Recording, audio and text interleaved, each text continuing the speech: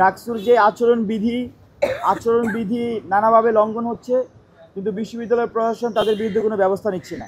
আমরা শঙ্কা প্রকাশ করছি, এই যে নির্বাচন কমিশন তারা শেষ পর্যন্ত একটি সুষ্ঠু নির্বাচন আয়োজন করতে পারে কিনা। যারা এই আচরণবিধি লঙ্ঘন করছেন তাদের বিরুদ্ধে এই নির্বাচন কমিশন ব্যবস্থা নিতে অক্ষম। আমরা ইতিমধ্যে সেটি লক্ষ্য করেছি।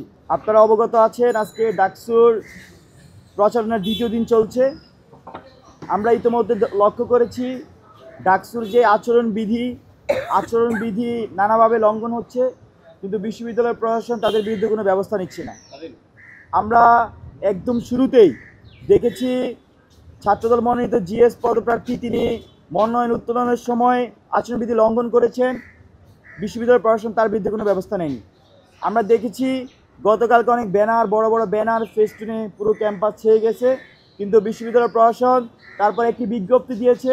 আজকে সর্বশেষ জানতে পেরেছি 3টা পর্যন্ত, 3টার মধ্যে সবাই যাতে সবার এই স্থাপনাগুলো সরিয়ে নেয়।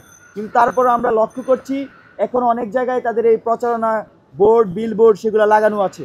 আমরা শঙ্কা প্রকাশ করছি, এই যে নির্বাচন কমিশন তারা শেষ পর্যন্ত একটি সুষ্ঠু নির্বাচন আয়োজন করতে পারে কিনা, এই শঙ্কা আমাদের মধ্যে তৈরি হয়েছে।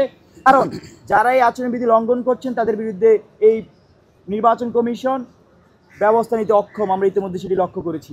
বন্ধুগণ, আমরা বিশ্ববিদ্যালয়ের প্রশাসনের কাছে প্রায় দুইবার গিয়েছি নারীদের একটি সমস্যা নিয়ে, নারী শিক্ষার্থীদের।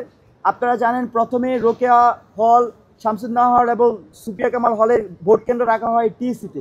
পরবর্তীতে আমাদের দাবির প্রেক্ষিতে তারা চেঞ্জ করে রোকেয়া হলকে টিসিতে রাখে আর শামসুন্নাহারকে চেঞ্জ করে, অন্যদিকে সুফিয়া কামাল হলকে কার্যনে নেয়। কিন্তু আমরা দেখতে পেয়েছি আমাদের যে আরেকটি দাবি ছিল, বিশেষ করে কুয়েত মৈত্রী হল এবং বঙ্গমাতা শেখ ফজিলুন্নেসা মুজিব হল, এই দুইটি হলে ভোট কেন্দ্র রাখা হয়েছে শিক্ষক যে আমাদের ঢাকা বিশ্ববিদ্যালয় ক্লাব, সেই ক্লাবে আমরা আবেদন জানিয়েছিলাম সেটিকে চেঞ্জ করে যাতে সোশ্যাল ওয়েলফেয়ার যে ইনস্টিটিউট সেখানে স্থানান্তর করা হয়। কিন্তু এখন পর্যন্ত বিশ্ববিদ্যালয় প্রশাসন এটি করেনি। আমরা আশঙ্কা করছি 9 সেপ্টেম্বর এই দুই হলের নারী শিক্ষার্থীরা ভোটদানে কম অংশগ্রহণ করবেন, কম সংখ্যক নারী শিক্ষার্থী ঢাকা বিশ্ববিদ্যালয় ক্লাবে আসবেন।